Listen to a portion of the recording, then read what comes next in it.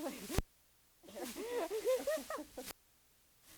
so I think that I've met most of you now. I'm Rabbi Michael Copeland, and I've been around this community for a really long time. I worked at Hillel at Stanford nearby for 11 years, so that's how I originally got connected to this Moishe house. But now I'm in a totally new, different role, and it's really fun to be back with a different lens. So I work for an organization called Interfaith Family. It's a national organization, and we have a regional office here in the Bay Area.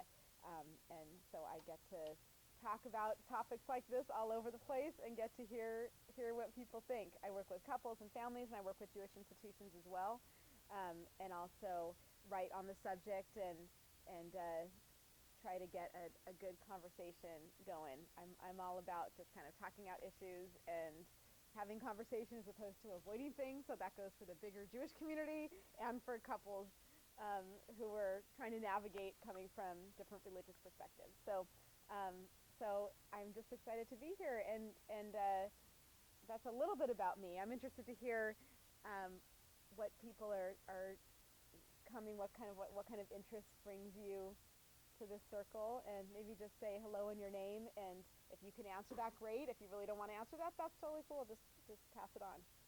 So I'm Michael, and this is one of my favorite topics. Hey, I'm Mike, and I guess I'll just say that I grew up in an interfaith relationship. My mom converted to Judaism before she married my dad, and it's worked out very well in our family. Okay. I'm Jose, and I guess it's something that's available, and think about it a lot. So interesting to find your experiences or ideas around it. Excellent. Excellent. Mike, I believe in financially educating stuff. Mm-hmm. And then I like learning about relationships and families and they're all like very close to me.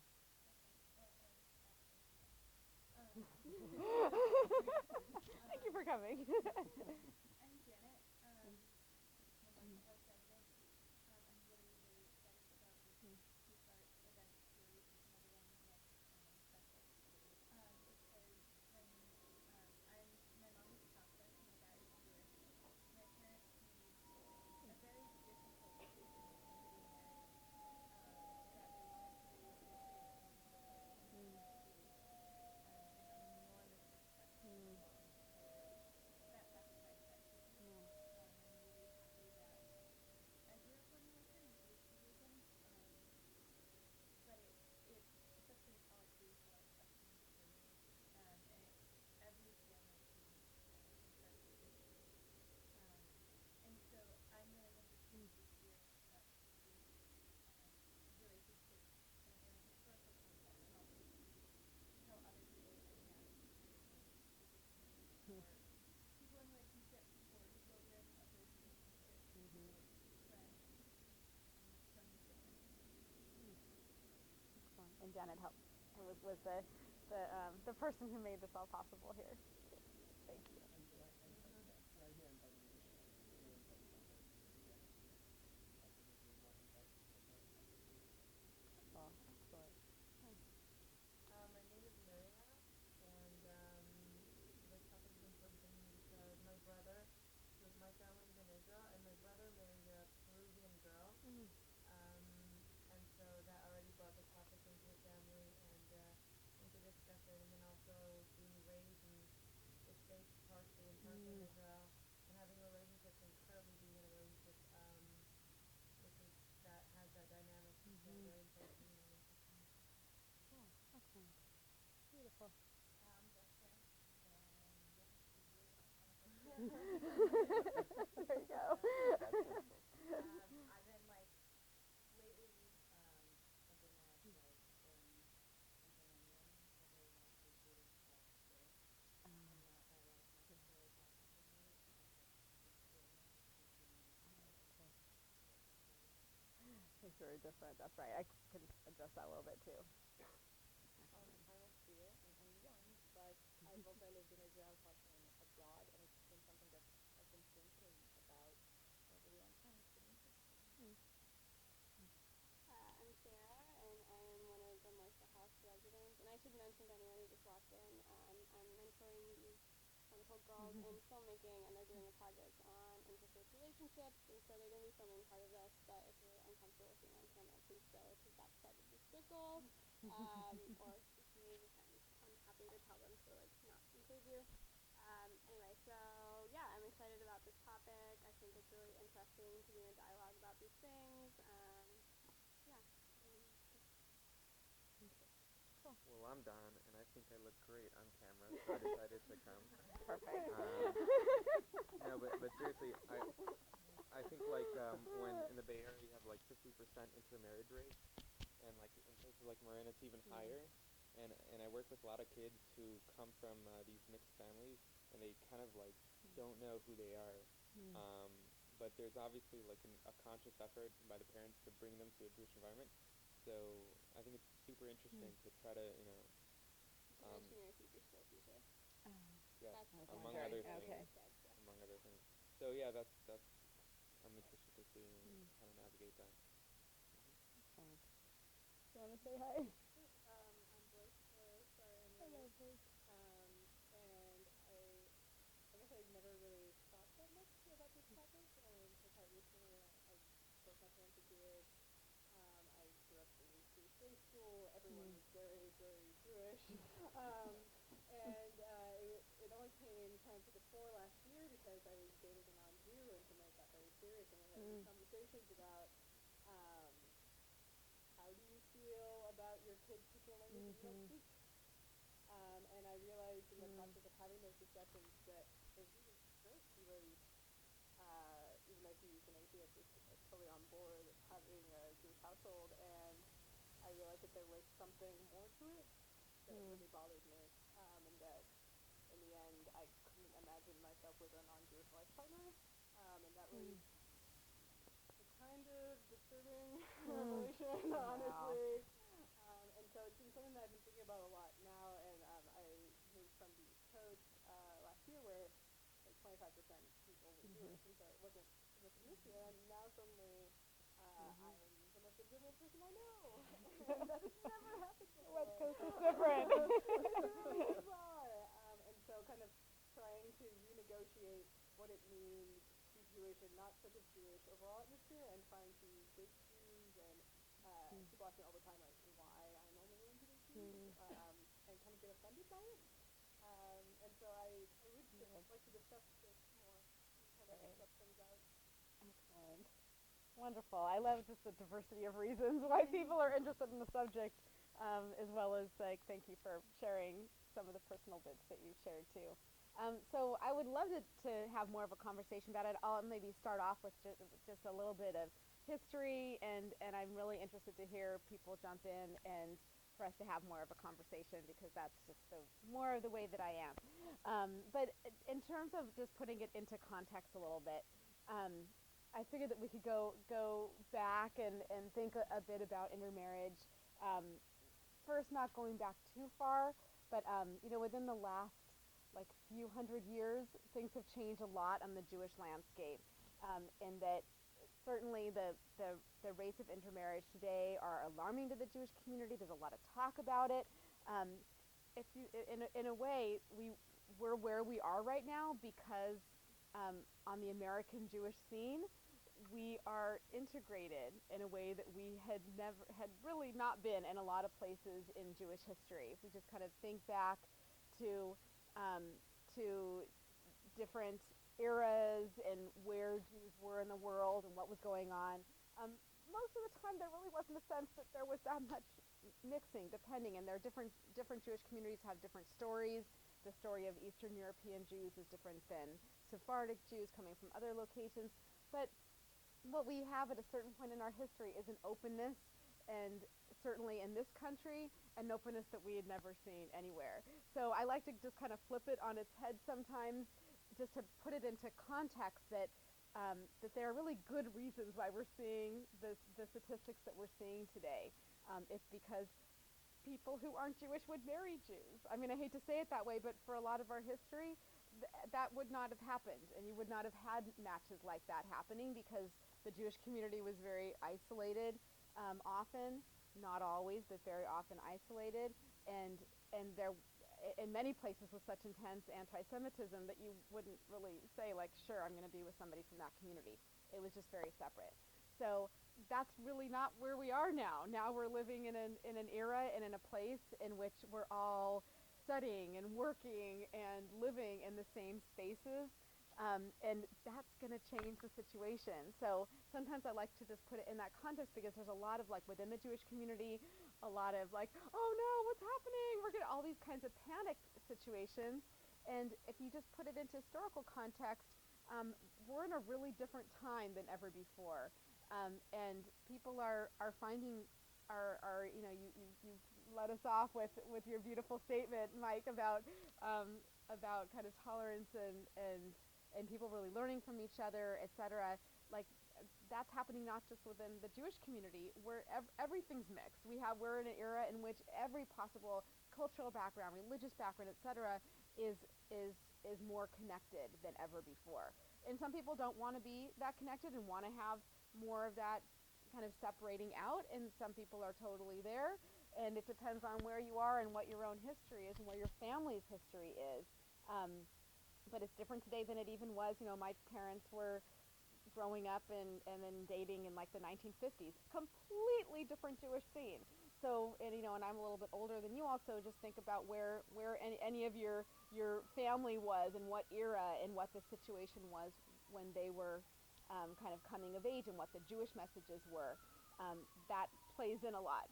And if we look at all the different groups that are part of the American landscape, and putting into that context, we're actually pretty much in the same place as some other communities that try to stay a little bit more boundaried.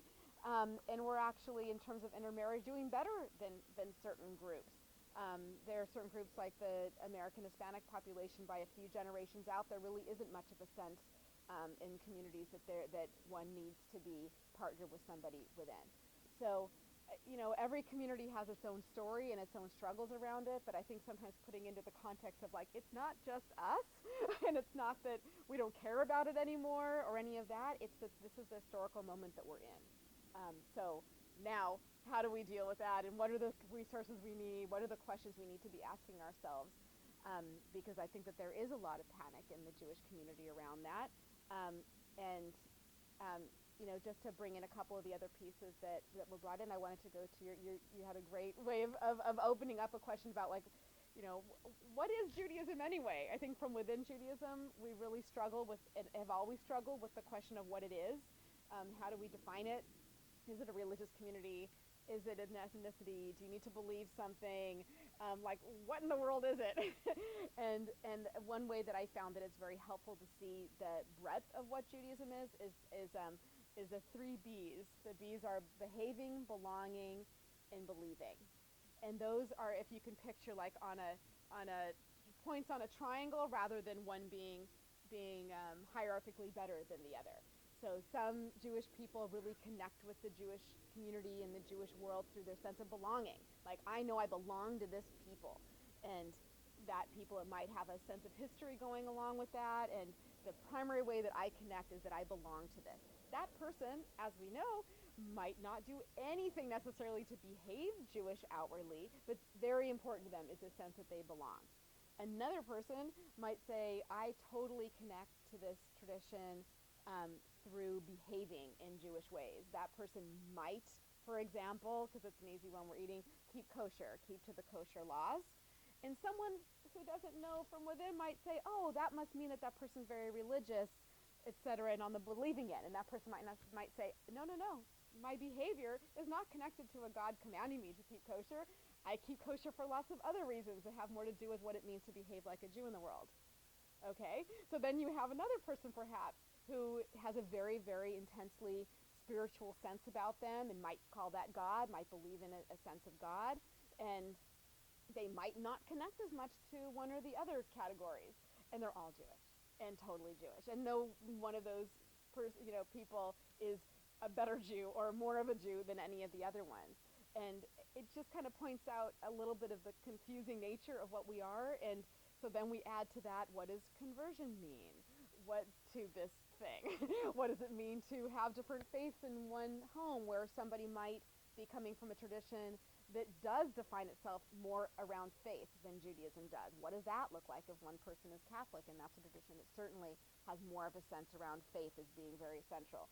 So I think I've often found that it's just helpful to get that broad overview too, and we can all ask ourselves, like, what do we think it is? And if you're from a tradition other than Judaism, what does that tradition look like? Is it more of a religion? Is it a culture? Is it something that you bond with people over when you find that outfit somebody is of the same background, and for what reasons? Because I think that helps in figuring out like what some of the issues are with interfaith relationships.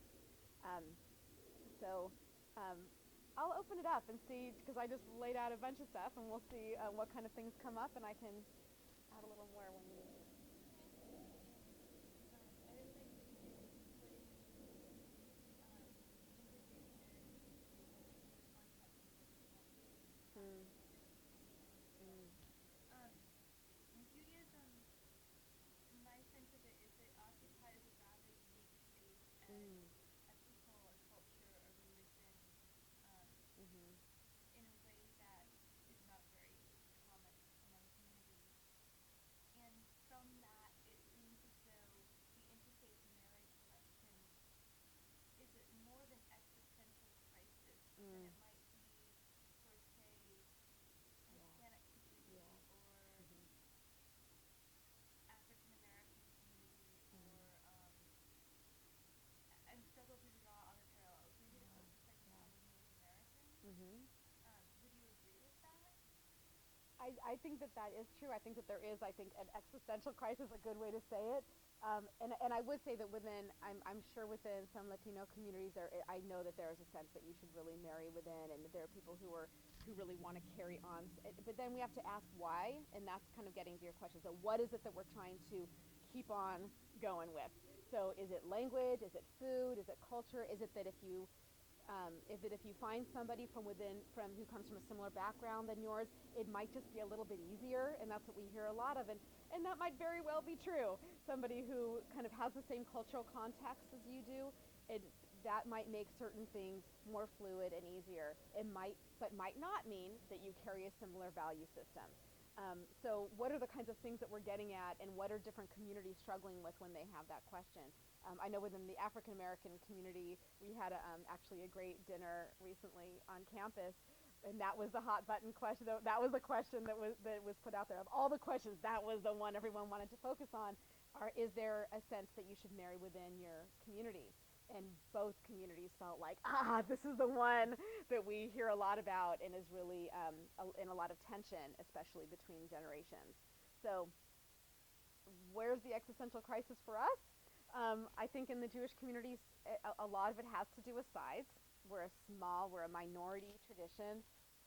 Judaism is a minority tradition that has had a rough history. So that has a lot to do with it. Again, depending on where one's family is coming from and what kinds of issues have come up. I know I was good friends. I did their wedding years ago, and the Jewish partner in the relationship has a Sephardic Jewish family that was in the Holocaust. So that was totally central to all of the issues that came up around their interfaith relationship, because it was very, very real, known, and recent um, oppression. So there's so many things that go into that, but I think that it makes the existential crisis particular in the Jewish community. That there's a sense of a difficult history, wanting to carry something on that we could lose, and knowing that it's precious and that we could lose it. And it's tough also within that. There are studies and studies and studies that come out. There was a big one last year, the Pew study. If you want to look that up, it's very interesting, and you'll find you have to really look for the study, because first what you'll see is all the Jewish stuff that came out around it, all the upset. But basically it found that the intermarriage numbers are in fact rising a bit, and the last big study like that was a while back, about 2000 was one of the big ones. And finding that very often in interfaith homes where one person is Jewish, that it's not necessarily carried on. Well, in a lot of them it is carried on, and it depends on how you read the statistics and who you're counting and who's counted as Jewish. All those kinds of things have been hotly debated and argued about since the study came out. But it does point to some of this, like where's that existential crisis? A lot of it is just the, a few generations from now, where are we going to be if these numbers keep on rising, and if people aren't necessarily connected enough to their tradition and know enough about their tradition to keep it going. Some people want to, but they didn't have that background themselves. Maybe they came from an interfaith family and weren't given the tools to be able to carry it on if they wanted to. So that's where a lot of the crisis feeling comes from is, oh my gosh, what's going to happen to us in the next, whatever, 50 to 100 years? And if it's going at this rapid rate, what do we do? And I think that you're right, that I like that characterization, existential crisis. And in a sense that what would be lost is an entire a civilization, that it's not necessarily just that a language would be lost. The language might, maybe that keeps going, but what would we lose? Would we lose a sense of history and a sense of tradition and rituals and in a way of life? So that's where the panic comes from. And then I would just say, and I want to hear what you have to say about all that, I would just put in a quick word and we can talk more about it, but I think that there's a lot of discussion too about whether that is what would happen. Like, is that really what's going to happen? And is that necessarily the mark of where we've come?